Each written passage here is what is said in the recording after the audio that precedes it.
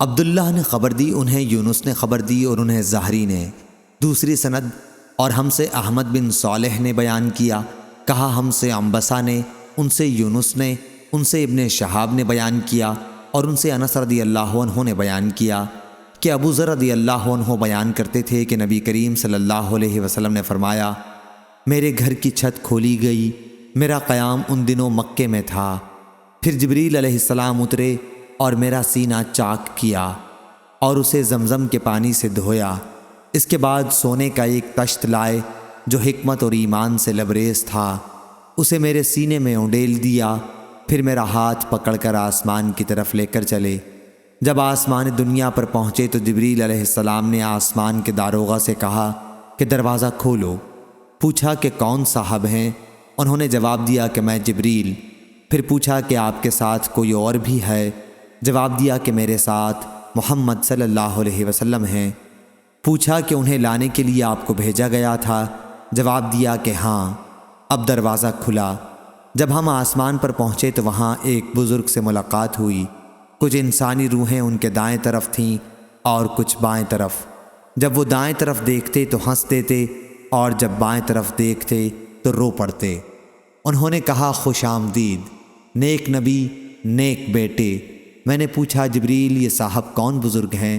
تو انہوں نے بتایا کہ یہ آدم علیہ السلام ہیں، اور یہ انسانی روحیں ان کے دائیں اور بائیں طرف تھیں، ان کی اولاد بنی آدم کی روحیں تھیں۔ ان کے جو دائیں طرف تھیں وہ جنتی تھیں اور جو بائیں طرف تھیں وہ دوزخی تھیں، اس لیے جب وہ دائیں طرف دیکھتے تو مسکراتے اور جب بائیں طرف دیکھتے تو روتے تھے۔ پھر جبریل علیہ السلام مجھے اوپر لے کر چڑھے اور دوسرے آسمان پر آئے۔ اس آسمان کے داروغہ سے بھی انہوں نے کہا کہ دروازہ کھولو۔ انہوں نے بھی اسی طرح کے سوالات کیے جو پہلے آسمان پر ہو چکے تھے۔ پھر دروازہ کھولا۔ انس رضی اللہ عنہ نے بیان کیا کہ حضرت ابو ذر رضی اللہ عنہ نے تفصیل سے بتایا کہ حضرت صلی اللہ علیہ وسلم نے مختلف آسمانوں پر ادریس، موسیٰ، عیسیٰ اور ابراہیم علیہ السلام کو پایا، لیکن انہوں نے ان انبیاء کرام کے مقامات کی کوئی تخصیص نہیں کی، صرف اتنا کہا کہ حضرت صلی اللہ علیہ وسلم نے آدم کو آسمان دنیا پہلے آسمان پر پایا اور ابراہیم علیہ السلام کو چھٹے پر۔ اور حضرت انس رضی اللہ عنہ نے بیان کیا کہ پھر جبریل علیہ السلام ادریس علیہ السلام کے پاس سے گزرے تو انہوں نے کہا خوش آمدید، نیک نبی، نیک بھائی۔ میں نے پوچھا کہ یہ کون صاحب ہیں؟ جبریل علیہ السلام نے بتایا کہ یہ ادریس علیہ السلام ہیں۔ پھر میں عیسیٰ علیہ السلام کے پاس سے گزرا، انہوں نے بھی کہا خوش آمدید، نیک نبی، نیک بھائی۔ میں نے پوچھا یہ کون صاحب ہیں؟ تو بتایا کہ عیسیٰ علیہ السلام۔ پھر میں ابراہیم علیہ السلام کے پاس سے گزرا تو انہوں نے فرمایا کہ خوش آمدید، نیک نبی اور نیک بیٹے۔ میں نے پوچھا یہ کون ہیں؟ جواب دیا کہ یہ ابراہیم علیہ السلام ہیں۔ ابن شہاب سے زہری نے بیان کیا اور مجھے ایوب بن حزم نے خبر دی کہ ابن عباس رضی اللہ عنہ اور ابو حبہ انصاری رضی اللہ عنہ بیان کرتے تھے کہ نبی کریم صلی اللہ علیہ وسلم نے فرمایا، پھر مجھے اوپر لے کر چڑھے اور میں اتنے بلند مقام پر پہنچ گیا جہاں سے قلم کے لکھنے کی آواز صاف سننے لگی تھی۔ ابو بکر بن حزم نے بیان کیا اور انس بن مالک رضی اللہ عنہ نے بیان کیا کہ نبی کریم صلی اللہ علیہ وسلم نے فرمایا، پھر اللہ تعالیٰ نے 50 وقت کی نمازیں مجھ پر فرض کیں۔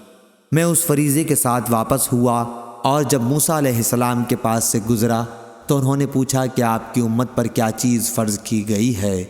میں نے جواب دیا کہ 50 وقت کی نمازیں ان پر فرض ہوئی ہیں۔ انہوں نے کہا کہ آپ اپنے رب کے پاس واپس جائیں کیونکہ آپ کی امت میں اتنی نمازوں کی طاقت نہیں ہے۔